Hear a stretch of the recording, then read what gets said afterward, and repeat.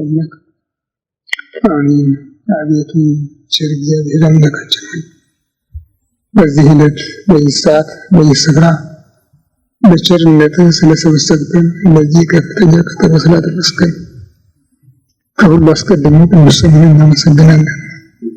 ቸር እግዚአብሔር አምላካችን ሆይ 2 ወይም 3 ሆናችሁ በስሜ ከተሰበሰባችሁበት እኔም ከዚያ በመካከላችሁ እገኛለሁ ብለሃል።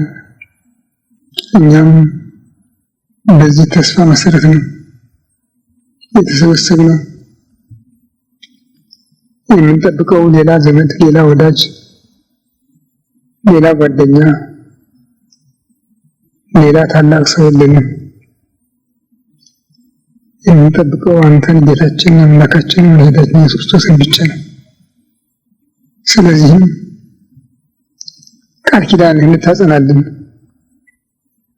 በመካከላችን ልትገኝልን፣ ስብሰባችንን ልትባርክልን፣ ልናውቀው የሚገባንን የሚጠቅመንን ትምህርት ልታስተምርን፣ አእምሯችን ሊሸከመው ሊመረምረው ሊረዳው የሚችለው ምስጢር ልትገልጽልን፣ ቅዱስ መንፈስህን ልታሳድርልን፣ ሀገራችን ኢትዮጵያን ኦርቶዶክሳዊ ተዋሕዶ ቤተክርስቲያናችንን ክርስቲያን ሕዝብህን በቸርነት ልታስብልን እንለምንሃለን እንለምንሃለን።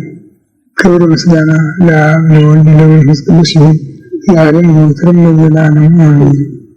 አባታችን ሆይ በሰማይ የምትኖር ስምህ ይቀደስ፣ መንግሥትህ ፈቃድህ በሰማይ እንደሆነች እንዲሁ በምድር ትሁን። የዕለት ምግባችንን ስጠን በደላችንን ይቅር በለን እኛም የበደሉንን ይቅር እንደምንል፣ ወደ ፈተና አታግባን ከክፉ በለን እንጂ መንግሥት ያንተ ናትና ኃይል ምስጋናም ለዘላለሙ አሜን። እመቤታችን ቅድስት ድንግል ማርያም ሆይ በመልአኩ በቅዱስ ገብርኤል ሰላምታ ሰላም ነሽ።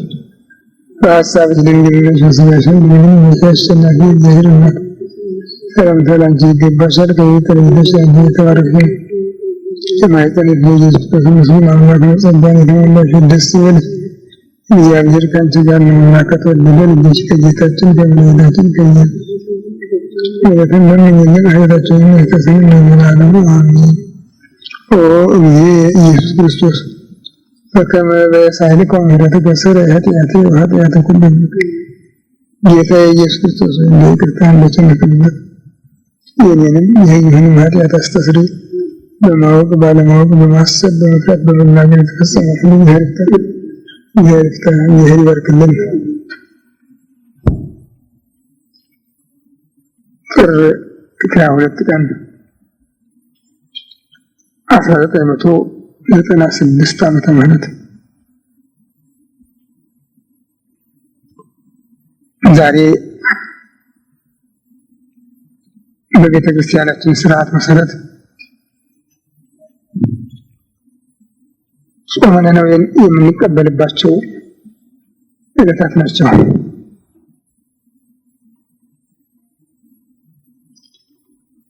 እግዚአብሔር ለፈቀደላቸው እሱ በወደደ መልኩ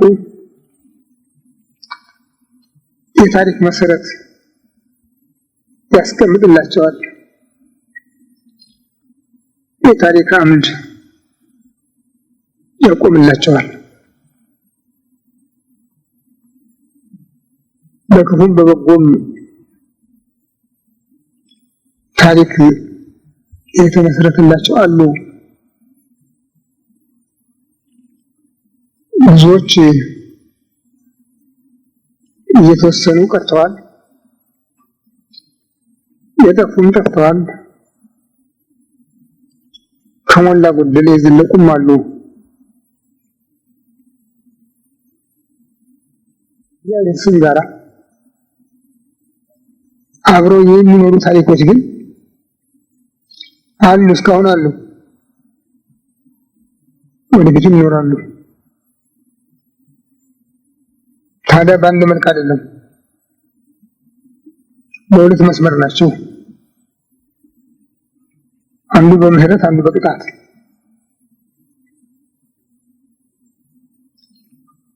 እንደማያይ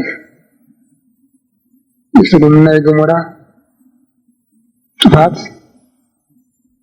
የግብፃውያን ስጥመት እንግዲህ በጎላ ከእግዚአብሔር የዳኝነት ስራ ጋር አብሮ ተያይዞ ሲነገር የሚኖር ነው። የዓለም ታሪክ እንኳን ሆን ብሎ ባይመዘግበውም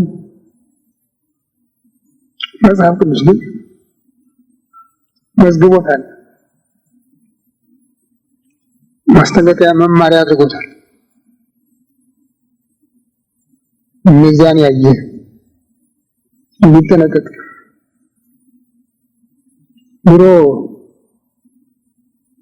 በነበረው በዘውድ መንግስት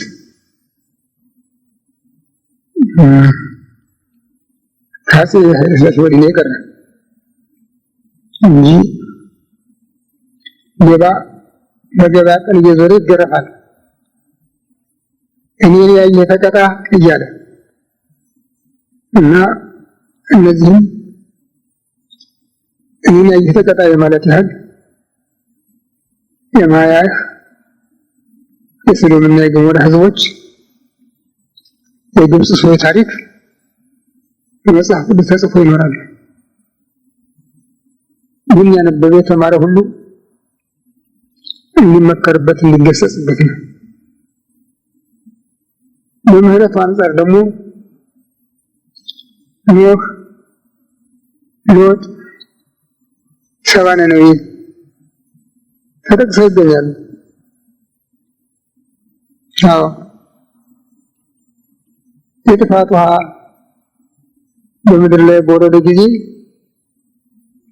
ዓለም በሙሉ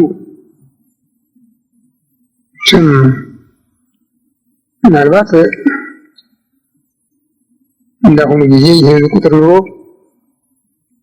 ይህን ያህል አይባል እንጂ በ2000 ዓመት የተባዛው ምድር የሸፈነው የሰው ዘር ነበረ። ያ ሁሉ ሲጠፋ 8 ሰዎች ብቻ ናቸው እንደ ቅርጣኔ ባቄላ ጥሬ ከፍሉ ውሃ ውስጥ የተገኙ። እሱ ያወቀው አትርፎ የዘር ምልክት የዘር መሰረት አደረጋቸው። የሚገርማችሁ ከተቀቀለ ወይም ከሚቀቀል ንፍሮ ውስጥ የሚወጡ አንዳንድ ፍሬዎች አሉ። ቢዘሩ ግን አይበቅሉም። እነዚህ ነገሮች መልሰው ቢተክሏቸው አይበቅሉም። ይሁንና ልጆቹ ከዚያ ወጥተው ነው እንደገና አዲስ ዘር ይሆኑ። እንደገና በሰዶምና በገሞራ በተፈረደ ጊዜ ከ5 ሀገር ሰዎች የተገኙ 5 ብቻ ናቸው። ይቅርታ 4 ብቻ። ሎጥ፣ ሚስቱ፣ 2 ልጆቹ። ከነሱም እንኳን ሲወጡ ወራቸው እንዳታዩ የሚል ትዕዛዝ ከመላእክት ተሰጥቷቸው ነበርና እሳቱ እየተንኳኳ የጮኸ ሲወርድ የሎጥ ሚስት ወደ ኋላ መለስ ብላ አይታ ወይ አገሬ ሰዶም ባላወቀው ፈርዶ አገሬን አደረጋት ባዶ አለች ነው የሚባለው። ምን ተናገረች? መጽሐፉ አልተጻፈም። ግን መለስ ብላ በማየቷ ብቻ ያንን የወራት ፓርቲ የተባለ በህዝብ መተላለፏ ብቻ በቆመችበት የጨው ድንጋይ ሆና ቀረች። አዎ 2 ልጆቿና ባለቤቷ ግን ለዘር ተረፉ። ያም ሆኖ እሷም በመጽሐፍ ቅዱስ ተዘከረዋ ለቤት የተሎጥ የሎጥን ሚስት አስቡ ምክር አልሰማም ብላ የጨው ድንጋይ ሆና ቀርታለችና ተጠንቀቁ የሚል አዘል ቃል ተሰጥቷት አለች። አሁንም በመጽሐፍ ቅዱስ ውስጥ መስመሯን ይዛለች። የነነዌ ሰዎች እንግዲህ በዓለም ልዩ ታሪክ ይዘው የተገኙ እነዚህ ሰዎች ናቸው።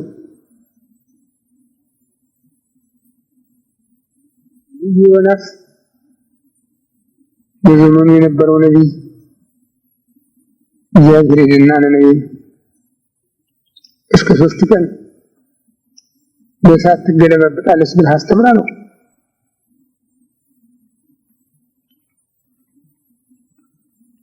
ዮናስ የዋህ ሰው ነበር ይባላል። እውነትም ለእነዚህ ያለ ጸጋ የሚታደሉት ነው። በሰው ፊት ይህን ያህል ብልጣብልጥ ሆኖ የማይታዩት ከሞላ ጎደል የሆኑ ሰዎች ናቸው። እንደነሱ እምነት ትንቢት ከኢየሩሳሌም ውጭ አይገኝም ባይ ናቸው እና ሂድ አለው፣ ዝም አለ። ሂድ አለው፣ ዝም አለ። እንዲህ ማለት ነው አለው። እዚህ ስላገኘኝ እኮ ነው የምትጨቀጭቀኝ፣ ትቼልህ ብሄድ ስሉ ኢየሩሳሌም ትቶ ወደ ውጭ ለመሄድ ወደ ኢትዮጵያ ባህር ዳር ወረደ። ወደ ተርሴስ የሚሄድ መርከብ አገኘ። እየተሳፈረ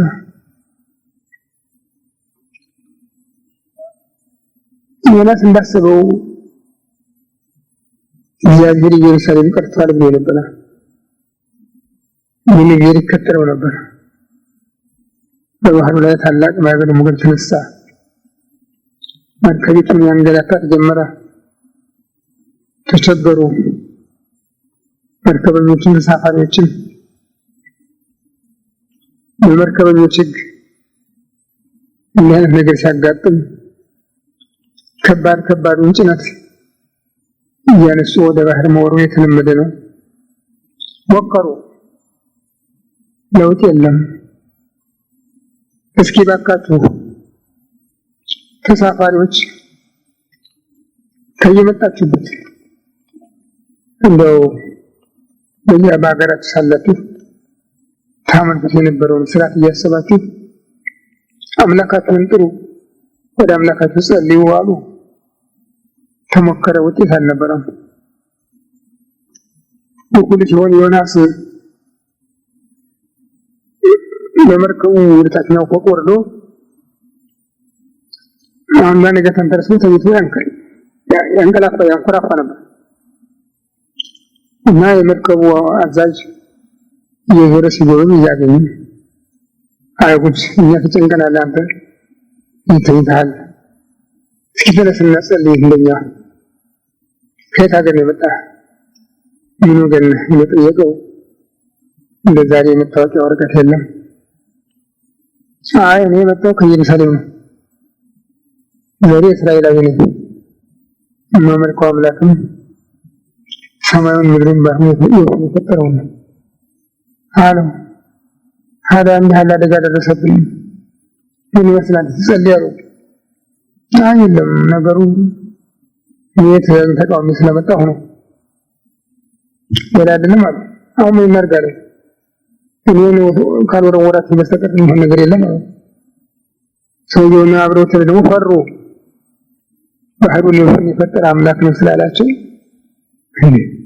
ሳንነካካ ይህን ያህል ማት ይመጣ ደግሞ እሱ ነኝ የሚለውን ሰው ገለን እንዴት ሊመጣ ነው ብለው ፈሩ። ባይሆን ጣንጣጣል ብሎ ታጣጣው ወጣ ጻዲ ዮናስ ተጣወጣበት። ከዚህ በኋላ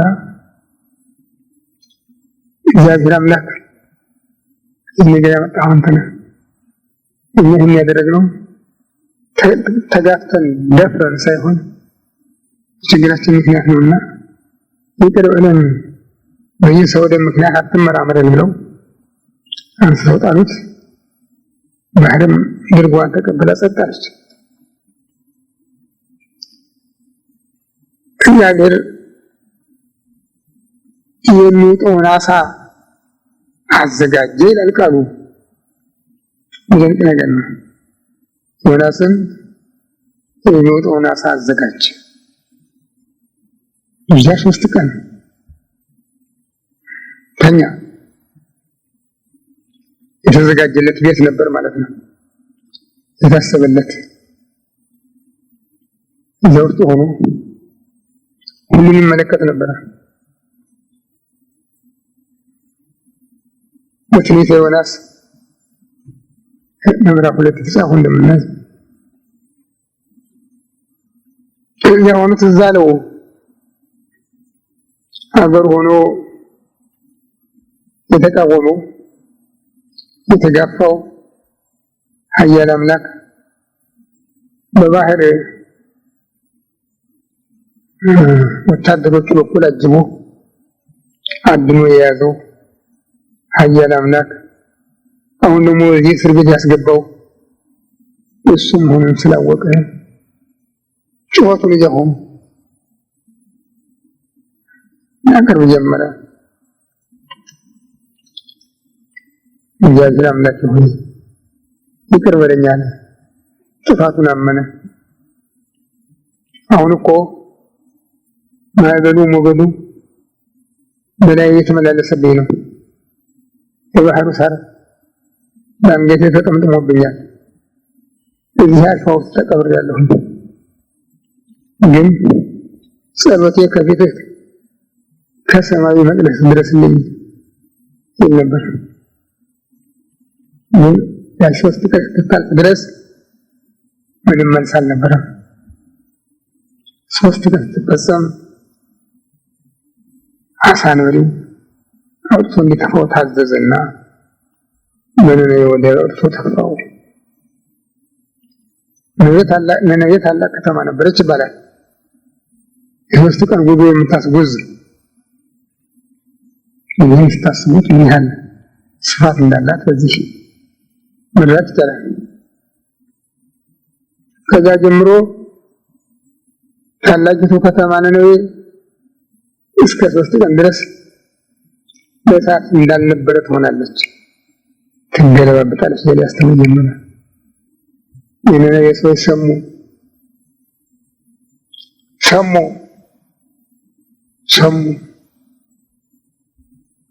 ነጎዳውን ብቻ አይደለም፣ የድምፁን ነጎዳ ብቻ አይደለም የሰሙት፣ ምስጢሩንም ጭምር ኃይሉንም ጭምር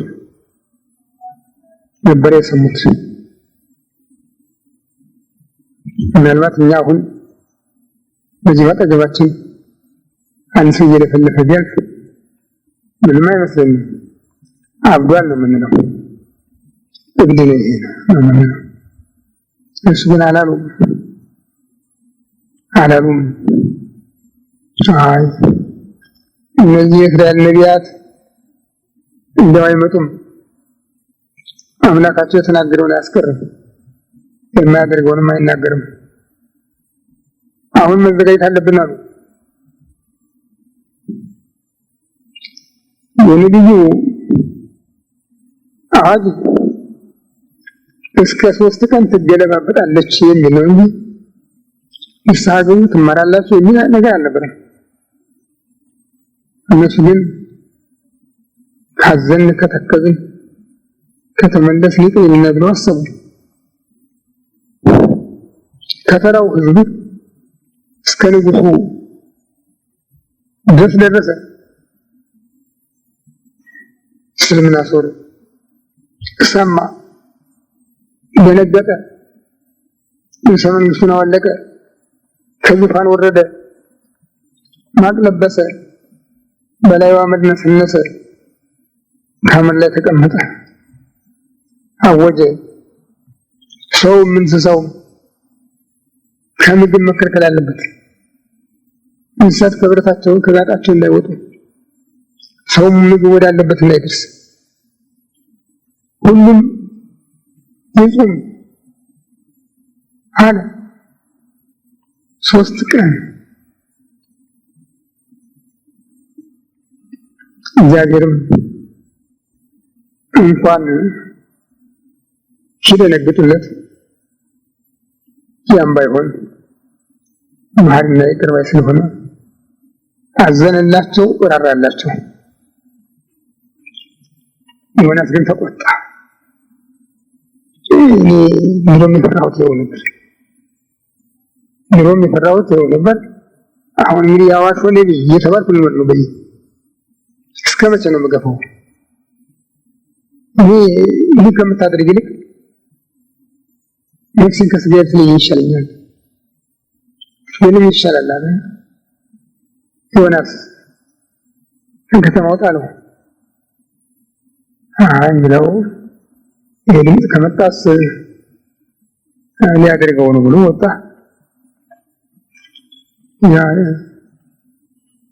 ሁሉም ለመመልከት አረፍ እንዳለ እንቅልፍ አለውና ተኛ። ጥቂት ሲነቃ ቅል በቅላ አድጋ በላዩ ሀረግ ስባ ዘምታ ጥላ ሆናለታለች። ትልቅ መናፈሻ አገኘ። ደስ ብሎት ሲናና ቆይቶ መልሶ ሲነቃ ደግሞ ሁሉ የለም። ደረቅ ነፋስ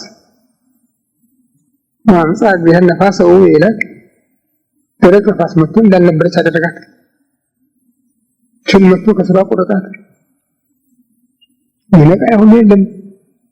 ፀሐይ ወጥቶ አናቱን መታው። ራስ ምታት ነበረበት። ያተቀስኩ ሲያሰቃይ ጀመር። ምን አይነት ነገር ነው? ምንም ያላልኮ እያመጣህ አሁን ደግሞ እንዲህ አድርገህ ታሰቃየኛለህ። ምን አለ ከዚህ ሁሉ ብትገለኝ አለ ዮናስ። እግዚአብሔር አለ ዮናስ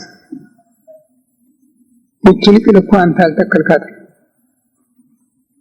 ይሄ በቀለች፣ ይሄ ደረቀች።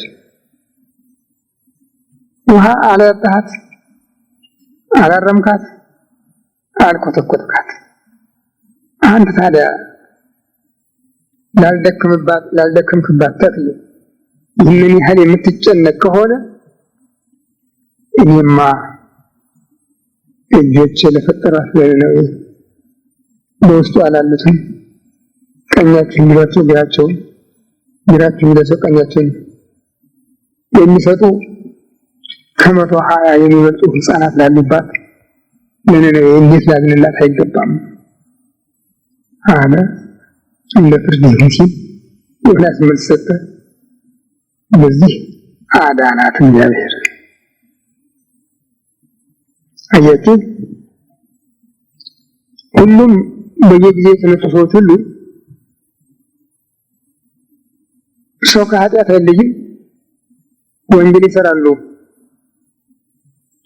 እንዲያም ሆኖ አስተማሪ ሳይላክላቸው ቀርቶ አያውቅም። ቀስቃሽ፣ መካሪ፣ ምልክት ሰጪ ሳይላክላቸው ቀርቶ አያውቅም። ግን አይቀበሉትም። በማየት ጊዜ እንዳልነው ኖህ ነበረ፣ ምክር ይሰጥ ነበረ።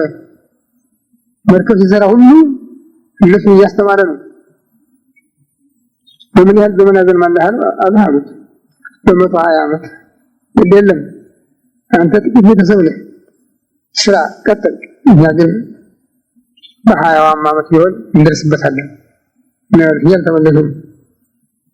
እግዚአብሔር ደግሞ እንዴታቸውን አይቶ 20 ዓመት ቀንሶ በ100 ዓመት አመጣው።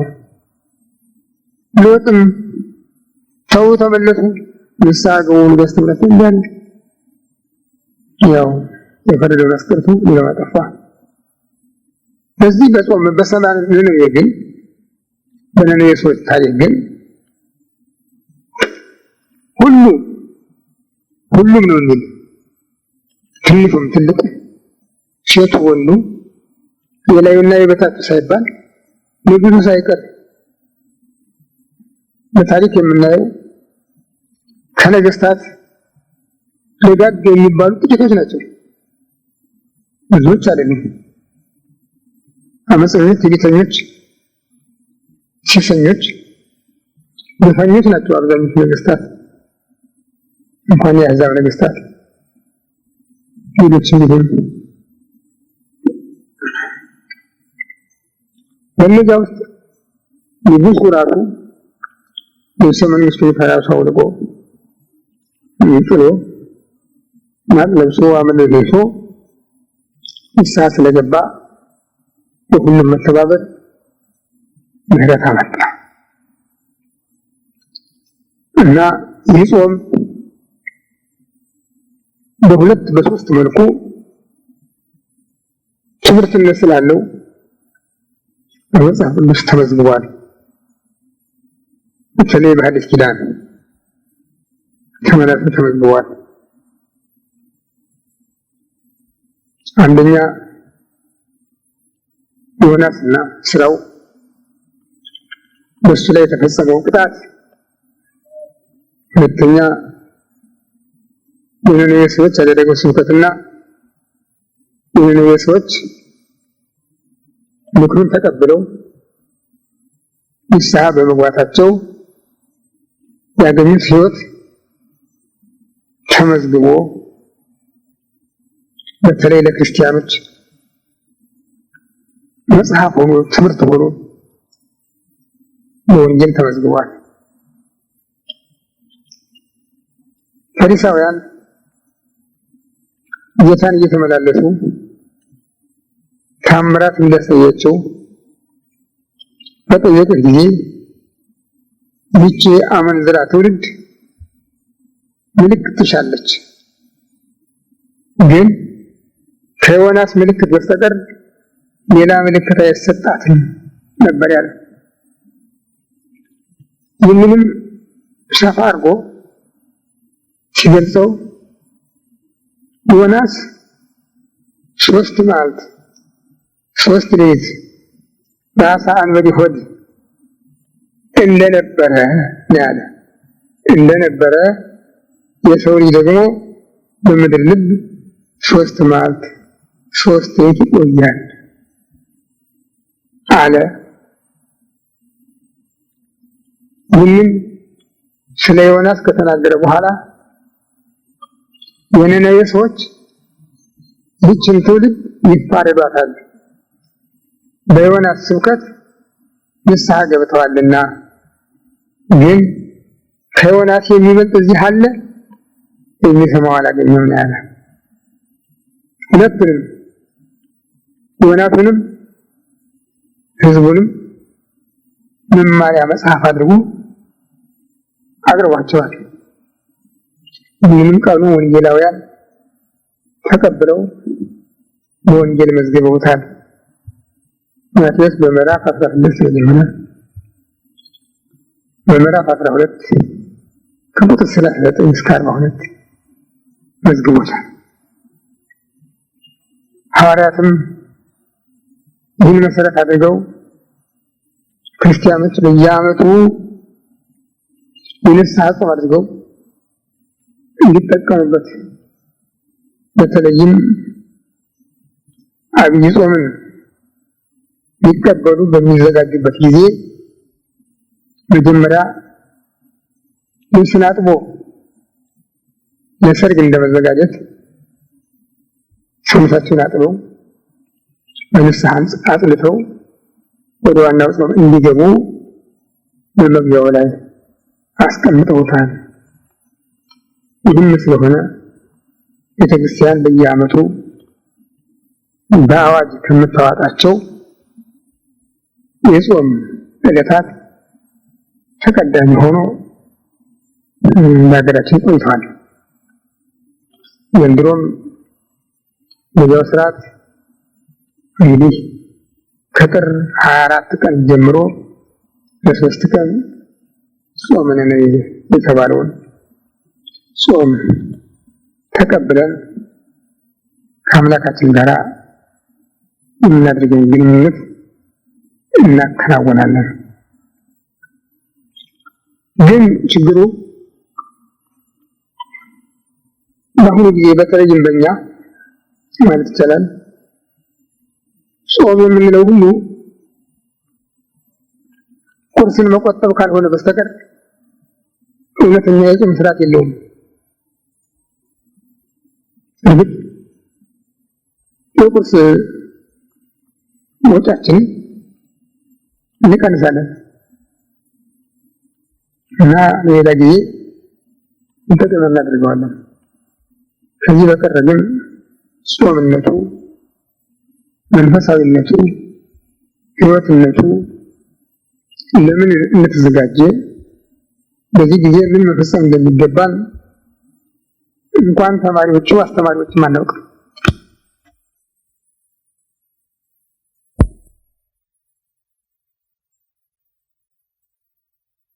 አስተማሪዎችም አናውቅም። ስለዚህ ጾሙ መጣ ጾም ሄደ ከምንለው በስተቀር ሌላ የምናደርገው ነገር የለም። አሁን ግን እሱም መነቃቀፊያ እየሆነ መወቃቀሻ እየሆነ ሁሉም እየተወው ነው። በተለይ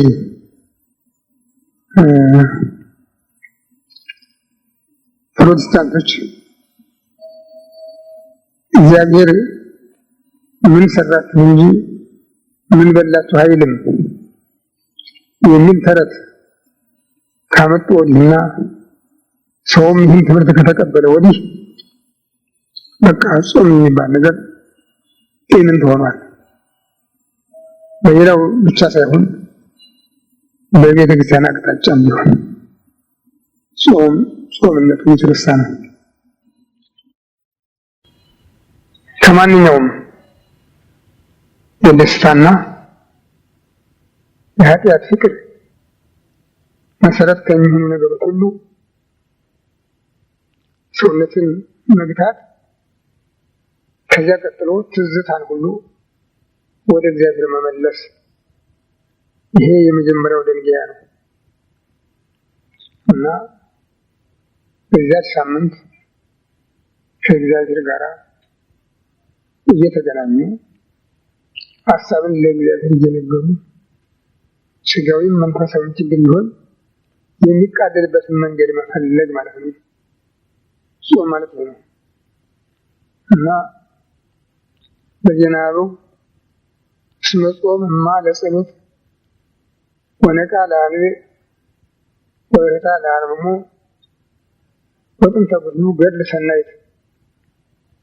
ጾም የጸሎት እናት፣ የእንባ ምንጭ፣ የአርምሞ የዝምታ የትዕግስት እህት፣ የትሩፋት ሁሉ መሰረት ናት ይላታል።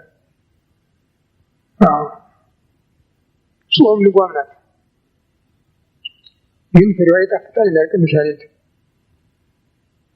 ከሁሉ ነገር ትከለክላለች፣ ከሁሉ ነገር ትገድባለች። ሰው አቅሙ ደካማ መሆኑን፣ ማንኛውም ነገር ሁሉ ሊያጠቃው ሊያሸንፈው የሚችል መሆኑን፣ ኃላፊ መሆኑን፣ ተረስቶ የሚቀር መሆኑን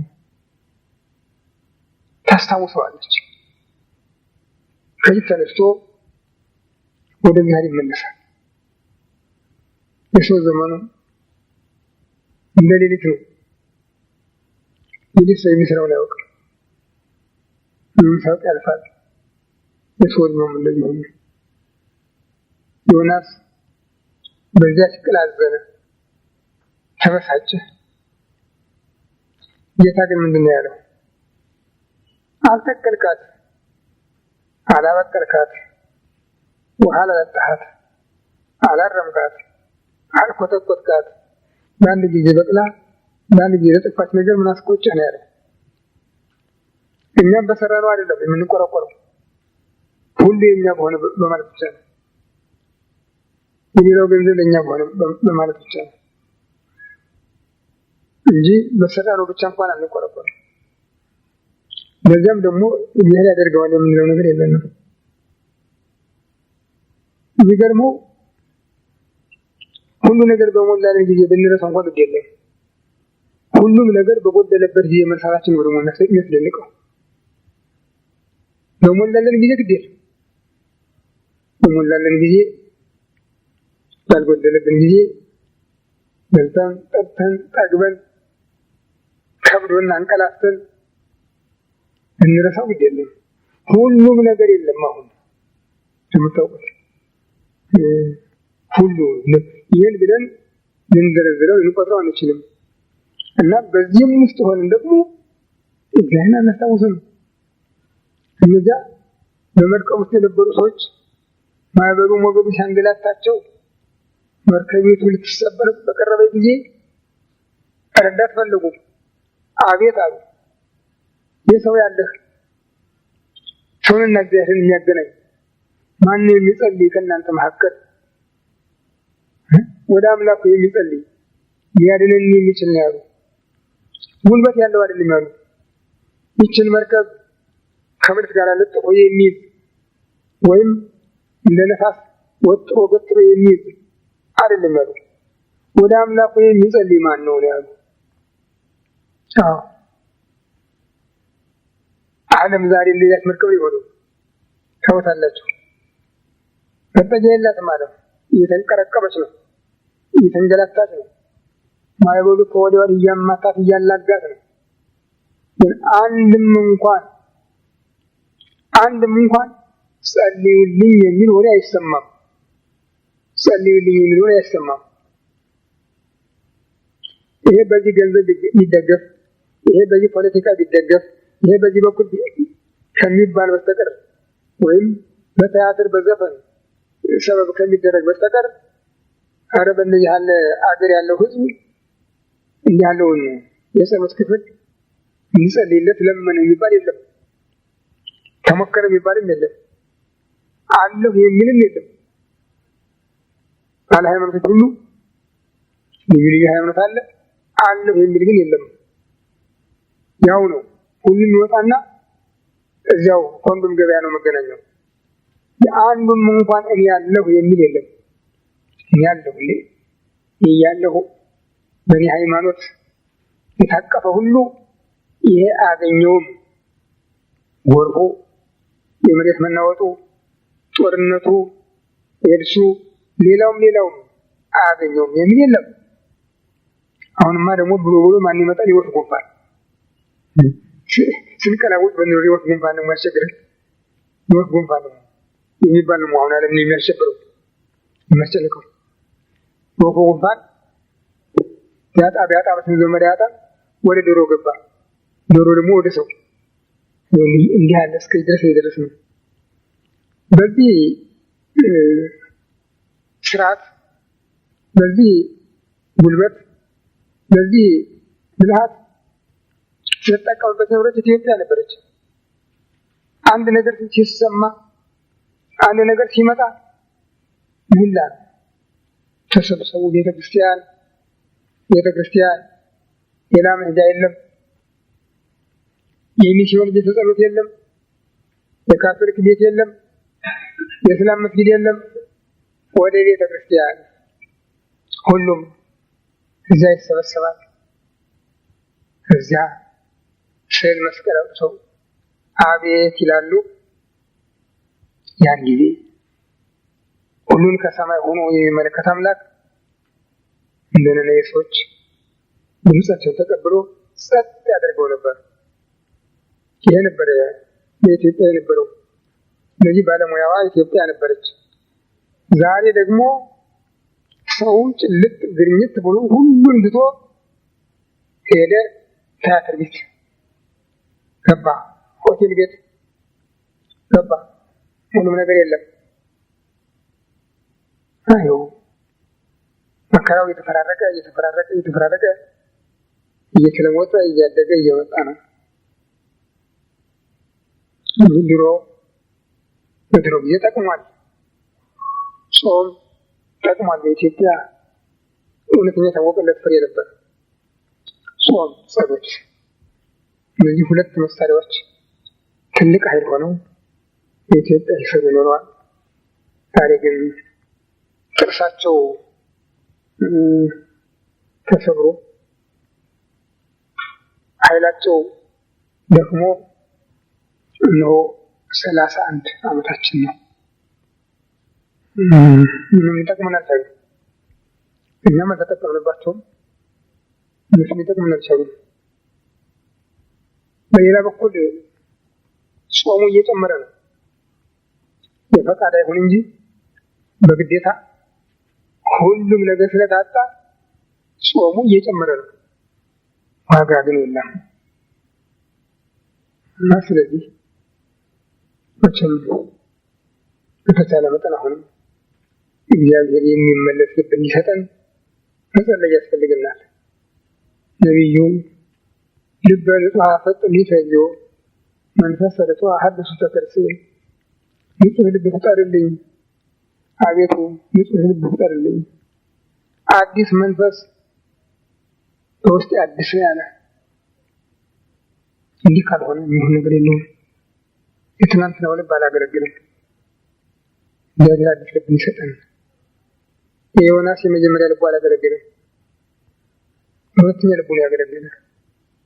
ጥፋተኛው እኔ ነኝ፣ እኔ ካልጣላችሁ ምሕረት አይገኝም ማለት እንዳለው ሆነ፣ ምሕረት ተገኘ። ሶስተኛው ደግሞ ከዚያ ያለፈ ሄደና እዚህ በባህር ላይ እየተንሳፈፈ የራቀውን ሰማይ ውቅያኖስ እመቅ ወርዶ እዚያ ማየት ቻለ። በአሳ አንበሪው ሆድ ውስጥ በአንጀቱ በጉበቱ በጨጓራው በኩላሊቱ መካከል ተጋድሞ እዚያ ነው ትዝ ያለው። እዚያ ነው